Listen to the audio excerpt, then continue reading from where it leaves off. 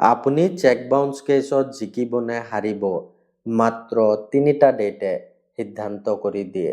কোনোবাই আপোনাক দিয়া চেকখন যদি বাউন্স হয়, ছেকশ্যন 138 এনা এক্টত কেছ ফাইল কৰিবলৈ এই 3টা লিমিটেশ্যন পিৰিয়ড মনত ৰখাটো বহুত জৰুৰী। প্ৰথম 30 দিনৰ টাইমলাইন। চেক জমা দিয়াৰ পিছত বেংকে আপোনাক এখন ৰিটাৰ্ণ মেমো দিয়ে। তেতিয়াহে আপুনি গম পায় চেকখন বাউন্স হৈছে। সেই ৰিটাৰ্ণ মেমোত থকা ডেটৰ পৰা 30 দিনৰ ভিতৰত চেক দিয়াজনক লিগেল নটিচ পঠোৱা বাধ্যতামূলক। দ্বিতীয় 15 দিনৰ টাইমলাইন। লিগেল নটিচ পোৱাৰ পিছত চেক দিয়াজনৰ হাতত মাত্ৰ 15 দিনৰ সময় থাকে চেকত উল্লেখ কৰা টকা পৰিশোধ কৰাৰ। তৃতীয় 30 দিনৰ টাইমলাইন।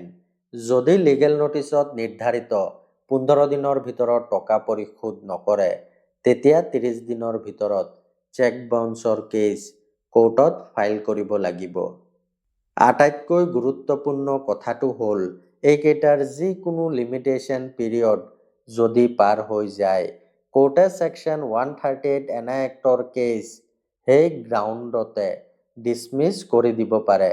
আৰু সেই ডিলেক কণ্ডন কৰোৱা ইমান সহজ নহয়, কিছুমান বিশেষ কাৰণ থাকিব লাগিব।